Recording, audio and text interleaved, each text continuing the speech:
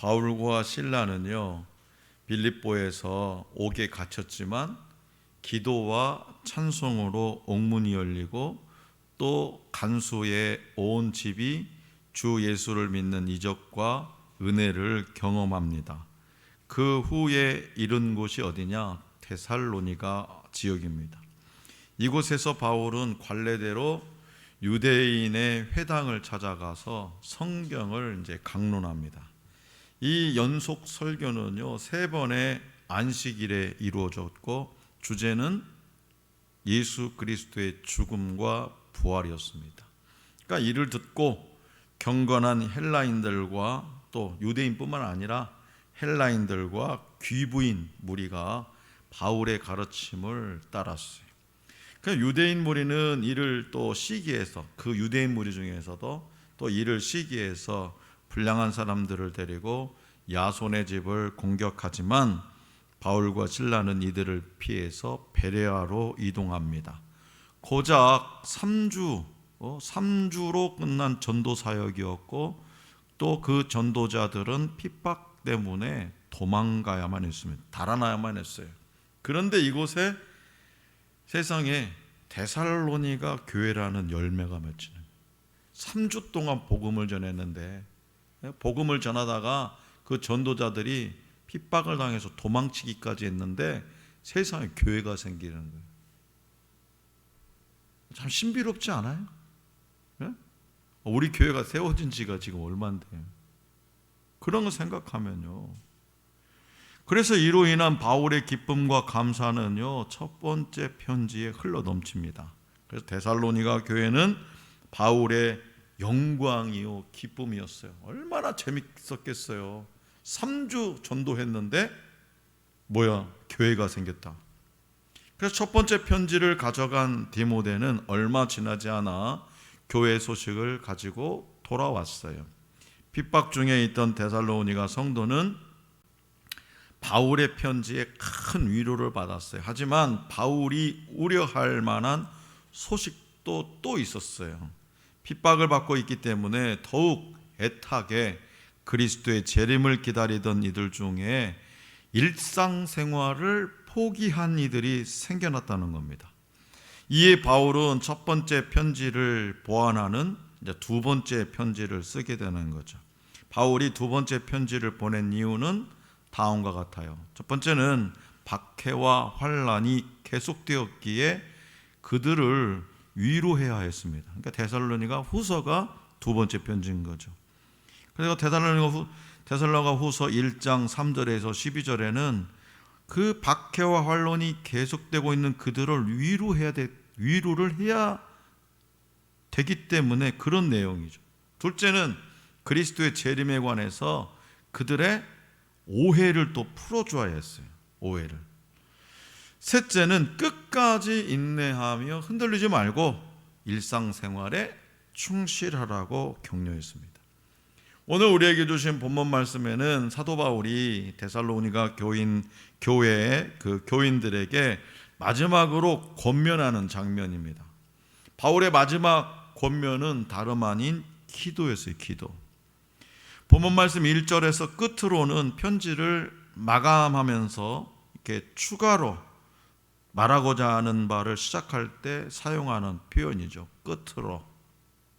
그리고 익산의 목사님도 설교 시간에 설교를 마칠 때는 항상 끝으로 이 말씀을 하신다네. 그 끝으로를 한 10번 하신다더만. 끝으로, 입에 끝으로는 딱 한 번 써야 돼요. 10번을 하면은 성도들 얼마나 당황스럽겠어요. 그래서 성도들은 하나도 당황스럽지 않은데 사모님이 좀 당황스럽다고 하더만. 그래요. 이 끝으로는 편지를 마감하면서 이제 마지막으로 추가로 말하고자 하는 말 시작된 표현이에요.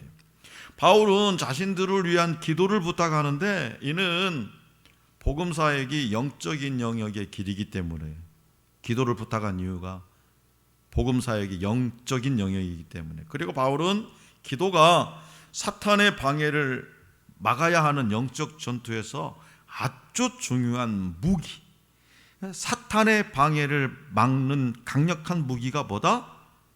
기도라는 거예요. 그것을 바울은 분명히 인식하고 있었습니다. 그래서 1절에서 퍼져나간다라고 번역된 트레코는요, 달리다라는 뜻이에요. 그래서 이 단어는요, 두 가지 의미로 구분되는데요. 하나는 시편 147편 15절에 그의 말씀이 속히 달리는도다 이고요. 다른 하나는 경기장에서 말 그대로 달리는 거예요. 그러니까 바울은 이 두 가지 의미를 모두 염두에 두고 이 단어를 사용했어요. 다시 말해서 복음 자체가 갖는 어떤 운동력과 복음을 전하는 자들의 움직임, 말씀의 운동력과 복음을 전하는 자들의 움직임을 알 수 있다는 거죠. 그래서 또 2절에서는요, 부당하고로 번역된 아토포스는요, 정도에서 벗어난, 나쁜 의미에서는 특이한, 불법적인 그런 의미가 있고요, 악한으로 번역된 포네로스는요, 사탄에게 속한이라는 의미입니다. 이 두 단어는 모두 복음 전파를 방해하는 악인의 속성을 가리킵니다. 특히 데살로니가 전서에서 악은요, 인간을 혼란하게 해서 믿음에 이르지 못하게 하려는 어떤 사탄과 밀접한 관계가 있습니다. 그래서 데살로니가 교회 성도들을 위해서 늘 기도하던 바울과 또 그의 동역자들이 이제는 그들에게, 데살로니가 교회 성도들에게 자신들을 위해서 기도해달라고 부탁하는 거예요. 쉽게 말하면 담임 목사님이 성도 여러분 항상 날마다 저를 위해서, 이 담임 목사, 하늘소망교회 담임 목사를 위해서 꼭 잊지 말고 기도해 주세요, 그런 거다는 거죠. 담임 목사님은 성도들을 위해서 기도해 주는데, 예? 네. 자, 그렇다면 사도 바울의 기도 부탁은 뭐냐? 첫 번째는 복음의 사역이 성공되기 위해 기도하라고 부탁했어요. 복음의 사역이 성공되기 위해서. 이것은 바울이 가장 염려한 것. 복음 전하는 게 오늘날처럼 좀 쉽습니까? 그 당시에, 초대교회 당시에 복음 전하는 일은요, 진짜 목숨을 걸어야 돼요. 지금도 목숨을 걸고 복음을 전해야 되는 그 땅들이 있죠. 지금도. 몽골 같은 경우는요, 몽골만 같아도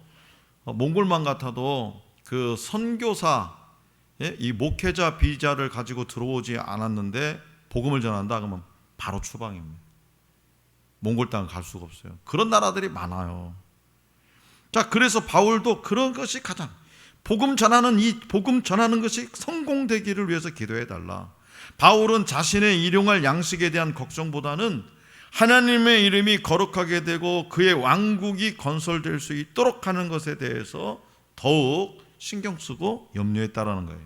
그래서 그는 주의 말씀이 다름질할 수 있고 근거를 얻게 되며 신앙에 대한 세상의 관심이 퇴보하는 것이 아니라 앞으로 더 전진할 뿐만 아니라 빨리빨리 복음이 퍼져나갈 수 있기를 소망했어요.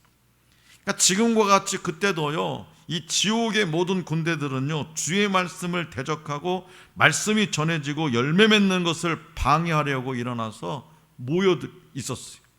그래서 적대자들이 제거되고 복음이 사람들의 귀와 마음과 양심에 자유롭게 전달되기를 기도해 달라는 거예요. 복음이 죄인들을 회개시키고 확신을 갖게 함으로 영광을 받으며 반박하는 자들이 복음에 의해서 격퇴되며 성도들의 성스러운 생활이 복음에 의해서 이루어짐으로 복음의 영광을 얻도록 기도해 달라는 거예요. 바울은요, 지금 아덴에 있습니다. 또 어떤 이들이 생각하는 것처럼 그런 고린도에 있었는지도 몰라요. 그는 데살로니가에서 얻었던 그 좋은 경험, 좋은 성공 스토리가 지금 머물고 있는 곳에서도 얻을 수 있고, 그 성공 스토리가 뭐예요? 3주 복음을 전했는데 교회가 생겼다. 이게 성공 스토리, 복음의 성공 스토리. 그것이 지금 머물고 있는 곳에서도 얻을 수 있고, 또 그것이 그들에게 잘 수납되었듯이 복음이 데살로니가 교인들에게 잘 수납되었듯이 다른 이들에게도 잘 받아들여질 수 있도록 기도해 달라고 하였던 겁니다. 둘째로는요, 복음의 사역자들의 안전을 위해서 기도해 달라고 했어요. 복음의 사역자들 안전을 위해서. 다시 말해서 본문 말씀 2절과 같이 우리를 부당하고 악한 사람들에게서 건지시옵소서라고 기도해 달라고 합니다. 왜냐하면 복음을 전하면 모든 사람이 다 믿는 것은 아니기 때문에.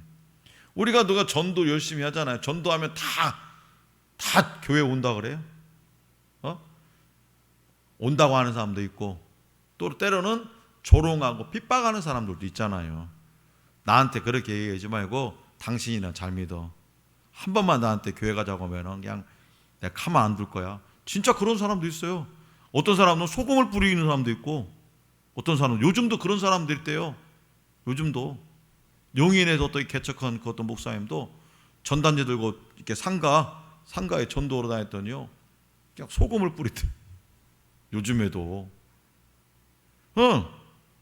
다 믿는 것이 아니에요. 다 사탄의 지배를 받는 사람 중에는요, 아주 거칠고 교활하게 대적하는 자들이 있기 때문에 그렇습니다. 그래서 복음의 사역자들, 이 전도자들의 안전을 위해서 기도해 달라고 데살로니가 교회 성도들에게 부탁하는 거예요. 우리 안에는요, 성령님이 계시고 또 우리가 복음을 전하는 일꾼이라 해서 아무 어려움이 없는 것은 아닙니다. 오히려 그렇기 때문에 더더욱 악한 무리들의 표적이 돼요. 더더욱 교회이기 때문에 당연한 것을 말하지 못하는 경우들이 얼마나 많은지 몰라요. 오늘 아침만도 그래요. 분명히 앞에 주차해 놓은 차가 우리 교회를 들이받고 갔는데 당신이 이거 했잖냐? 자기는 안 했다는 거예요. 더 이상 할 말이 없는 거죠. 어떻게 해보세요? 교회가 멱살 잡고 싸울 수도 없고, 이유 없이 미움을 당하고 근거도 없이 불이익을 받고요, 모욕과 조롱을 당합니다. 온갖 어려움을 감내해야 했던 사도로서는요, 매우 실질적인 기도 제목이었을 겁니다. 그래서 더더욱 중보 기도가 필요한 거예요. 예수님도 제자들에게 기도를 가르치시면서 주기도문에서 뭐라고요? 다만 악에서 구하옵소서 라고 기도하라고 우리에게 가르쳐 주셨잖아요. 다만 악에서 구하옵소서. 여기서도 악은 본래 악한 자, 마귀를 뜻합니다. 악한 자, 즉 마귀가 존재하기 때문에 사역을 할 때 우리는 그를 경계해야 되고요, 그리고 경계할 줄 알아야 돼.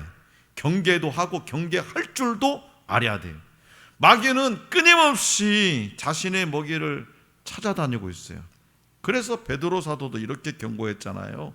근신하라, 깨어라. 너희 대적 마귀가 우는 사자같이 두루다니며 삼킬 자를 찾나니 너희는 믿음을 굳건하게 하여 그를 대적하라. 이는 세상에 있는 너희 형제들도 동일한 고난을 당하는 줄을 알미라. 이렇게 베드로 사도도 경고했잖아요. 우는 사자같이 우리를 삼킬 자 찾는다는 거예요. 사자같이 어떻게 하면 그냥 확 잡아먹을까.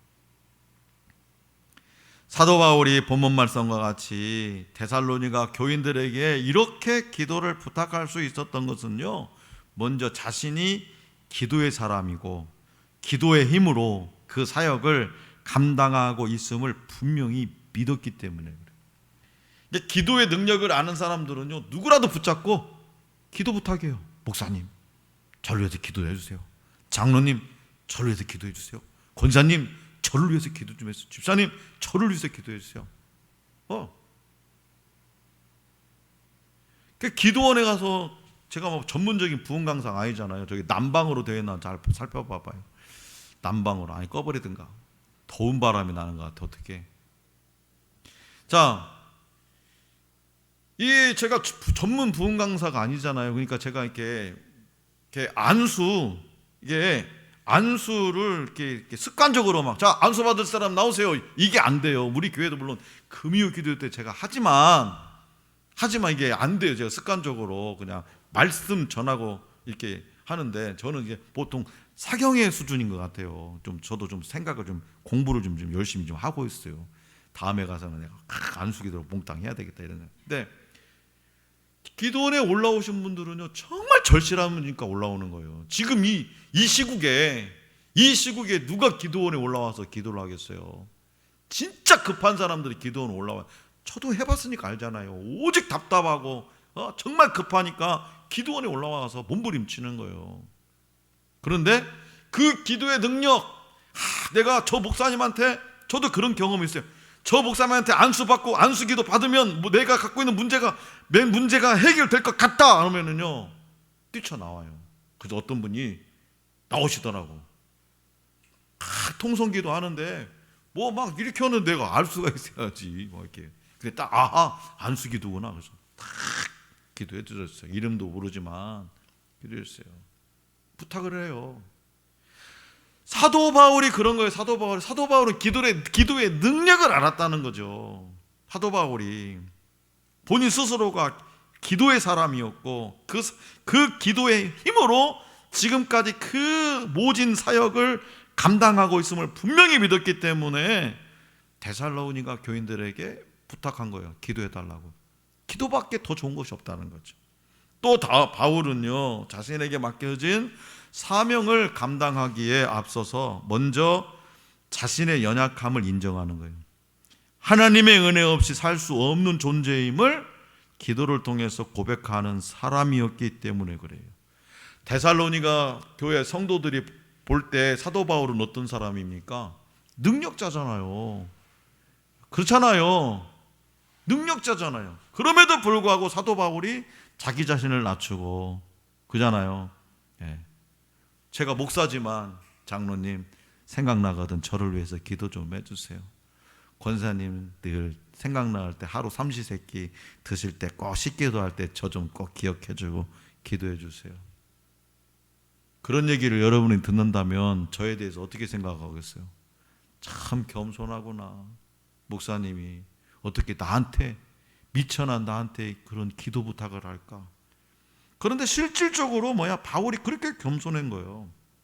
실질적으로 하나님의 은혜 없이는 살 수 없는 존재임을 본인 스스로가 기도를 통해서 고백하는 사람이었다는 거죠.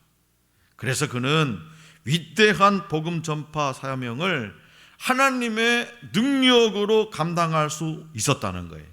데살로니가 교인들보다도 영적으로 앞서 있는 지도자였지만 그들을 신뢰하면서 겸손히 기도를 부탁할 수 있었다는 거죠. 그러니까 데살로니가 교인들을 자신의 복음의 동역자로 생각하는 거예요.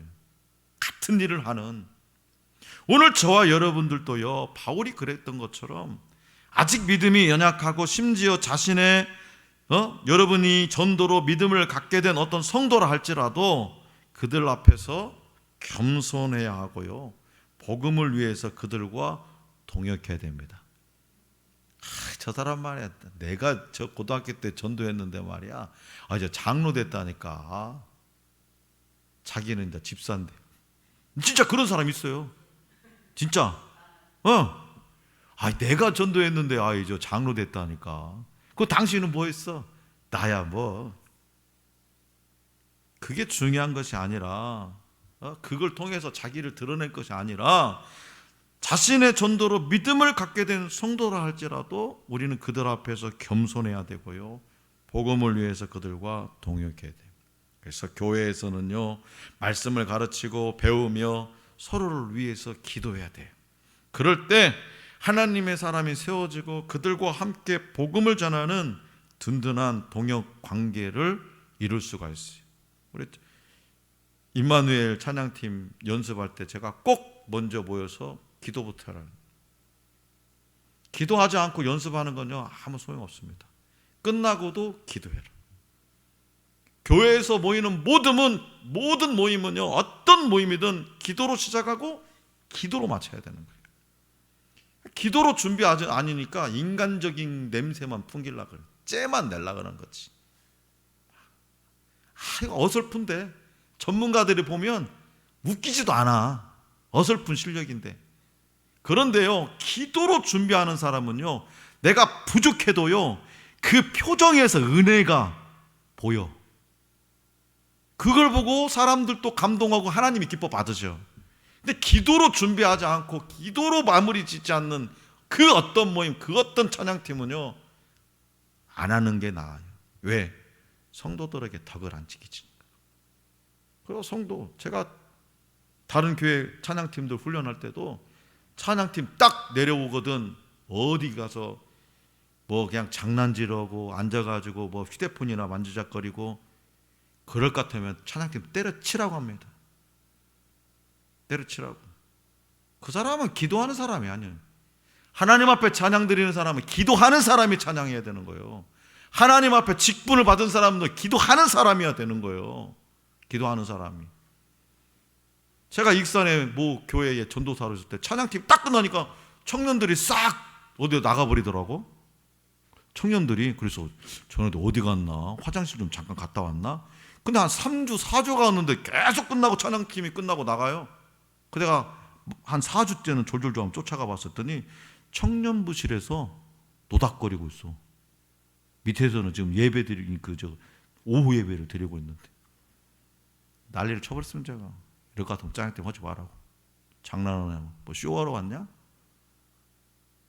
하나님 앞에 찬양 드리면 쇼야?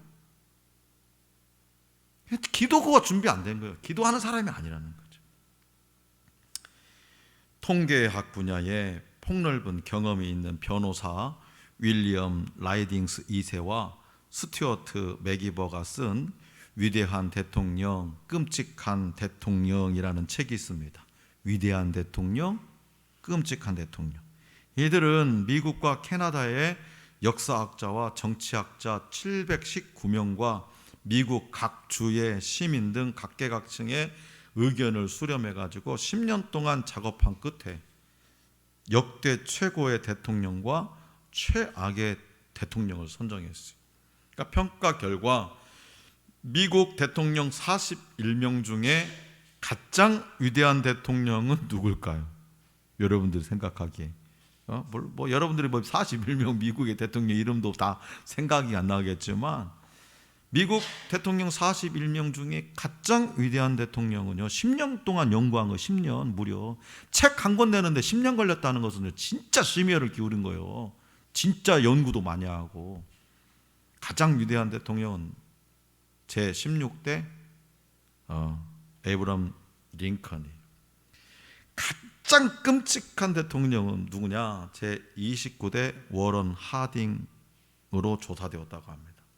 그다음 왜 링컨은 최고의 대통령이라는 평가를 받았을까?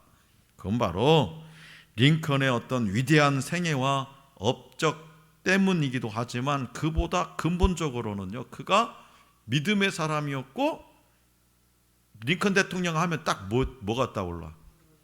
예?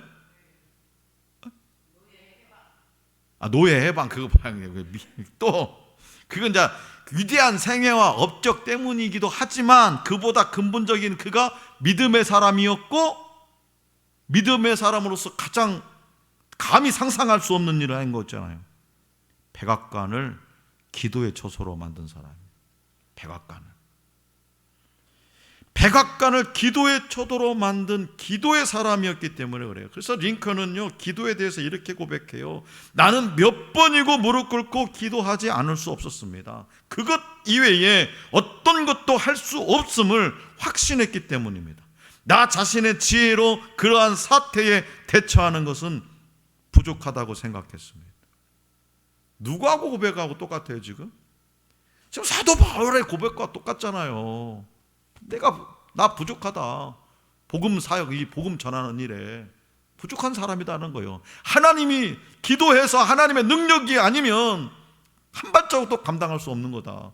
에브람 링컨의 고백이잖아요. 그래서 링컨은 하나님 앞에서 자신의 한계를 인정했다는, 이게 중요해요. 하나님 앞에서 자신의 한계를 인정하는 사람은요 기도의 사람이 될 수밖에 없는 거예요.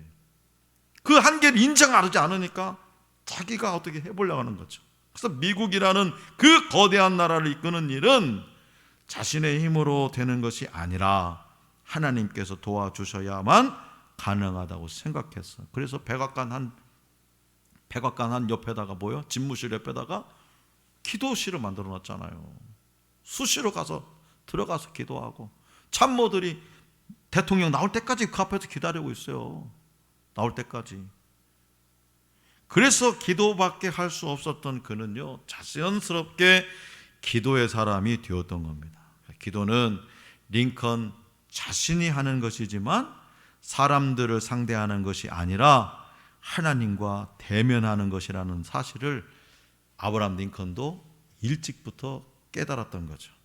사랑하는 성도 여러분, 현재 사람이 할 수 있는 가장 완벽한 일, 사람으로서 할 수 있는 가장 완벽한 일은 뭔지 아세요? 사람으로서 가장 완벽하게 할 수 있는 일, 지금 이 땅에서 살아가면서 무엇일까요? 여러분, 사람으로서 가장 완벽하게 할 수 있는 일, 기도입니다. 기도는 가장 완벽하게 할 수 있어요. 우리가 그것보다 더 강력하고 완벽한 일이 어디 있을까요? 오죽했으면 사도 바울도 성도들에게 기도하라고, 기도해 달라고 부탁했을까요? 그래서 지금 매일 기도하는 사람은요, 당연히 놀라운 삶을 살 수밖에 없다. 이 놀랍고 위대한 일을, 아무것도 아닌 내가 할 수 있는 일을 놓치는 것만큼 어리석은 일은 없다. 그런데 오늘 우리는요, 기도하는 사람이 점점 사라지는 시대를 살고 있어요. 예전에는 예배당 저녁에 저도 옛날 시골에 학교 갔다가 늦게 오면 가끔 가다가 밤에 이렇게 시골에 그 교회를 가보면 나와서 한여름에도 하루 종일 일했는데도 막 불구하고 나와가지고 기도하는 권사님들도 있고 막 이랬어요. 평일날도 우리 교회가 같이 얼마나 기도하기 좋은 환경을 꾸며놨냐. 낮에도 햇빛 한 점만 들어오지. 24시간 기도할 수 있는 음악도 흘러나오지. 근데 없어요. 우리 교회뿐만이 아니고 다른 교회도 그래요. 기도하는 사람이 사라지는 시대를 살고 있어요. 기도가 없어요. 기도하는 사람이 없다는 말은요, 역으로 말하면 기도는 기적을 일으키잖아요. 그럼 뭘까? 기도하는 사람이 없으면 기적이 사라지고 있다는 거죠. 기적이 사라지고 있어요.